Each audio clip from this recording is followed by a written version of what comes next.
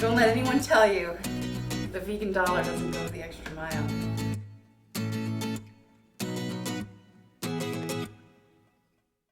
Hi, it's Jules from the Vegan Dollar, and I don't know if you've heard, but apparently there's a big old pepperoni shortage if you are watching this around the time of filming, which is August 2020. But you know who that isn't a problem for? Vegan Dollar viewers like you.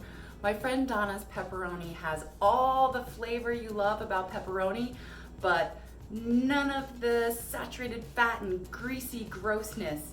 And it's so few ingredients. It's primarily just tofu and spices. I will be putting this pepperoni on pizza, of course, although I have lots of other ideas for it. And if you want to know how to make a plant-based mozzarella to go with your pepperoni, check out my friend Robin's video. Boop. Make sure you stay tuned to the end because I'm going to show you how much this costs.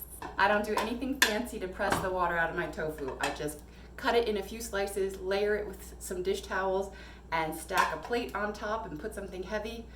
In my case, it's the Keurig. Get all that water out from one package. They're about 16 ounces of tofu. So with that water pressed out, they're a lot firmer. And if you have a food processor, that's what we're gonna use. You could probably get away with maybe a hand mixer or a blender. And then we're gonna do a teaspoon of liquid smoke. If you don't have that, that's okay. What you can do is add extra smoked paprika. Smells like a campfire. It's pretty cool. And then a half of a little can of tomato paste. I buy this great little squeezy tube because it stores so nicely in the fridge. It's really inexpensive.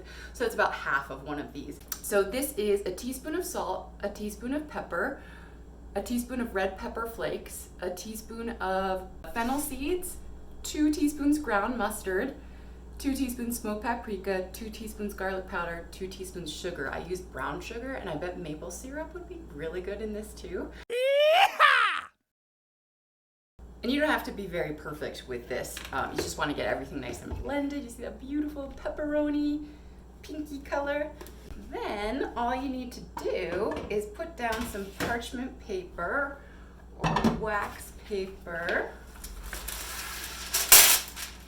And go ahead and and I have a baking sheet because eventually we're gonna go and bake this. So side note, preheat your oven to 400. Just put another piece of wax paper on top. And if you have a rolling pin, this is like the only time I use a rolling pin, you're just gonna roll this out into maybe like a 1/4 inch thick or however thick you want your pepperoni to be. Leave a comment, let me know what you use instead of a rolling pin. You take that top piece of parchment paper off and then pop this in your 400-degree oven for 20 minutes. If you want, you can drizzle some olive oil or any kind of oil on the top there or some spray. Ooh, this just came out of the oven after 20 minutes. The whole house started to smell just like pepperoni. So cool. Now we're gonna cut it into circles. I'm just gonna use one of my reusable Keurig cups because it's about the right pepperoni size. And you'll just wanna, if you've ever made sugar cookies, you're probably used to this, and just cut them real close together, but you'll save the scraps, kind of like bacon bits. But you wanna get as many pepperoni circles there as possible. So these don't have quite the chew of traditional meat-based pepperoni, but they've definitely got a lot of body to them. And once you've got your little circles there, you're gonna bake it for another 10 minutes, and then you're good to go. Oh my goodness, out of the oven, ready to go on my pizza. I cooked it a little bit longer than 10 more minutes because mine was a little bit thicker, maybe closer to 15 minutes longer. So you will want to be a little bit careful as you're pulling apart your pepperoni. The wax paper helps a ton, and I used a metal spatula and kind of scooted it underneath and then kind of gingerly lifted them. And what I noticed on the edges, my slices were thinner and they got a little crispier, and so that was a little closer to like a traditional pepperoni kind of vibe. A lot of my other ones are kind of thick, so they're a little bit soft, but I'm kind of digging that. It's got a really good kick from that crushed red pepper. So this pizza is sponsored by Trader Joe's. They've got these in the frozen section, 2 individually wrapped pizza crusts. You assemble it frozen and slide it right on the oven rack. Couldn't be easier.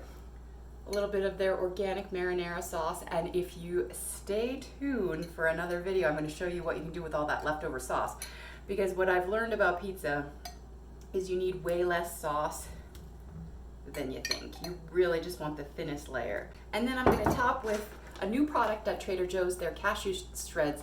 Pretty similar to their other oil-based shreds, and these still have oil in them, so if you're dealing with any nut allergies, just use the other ones. And then I have some of my favorite toppings: green pepper, onion, tomato, fresh basil, and of course our pepperoni.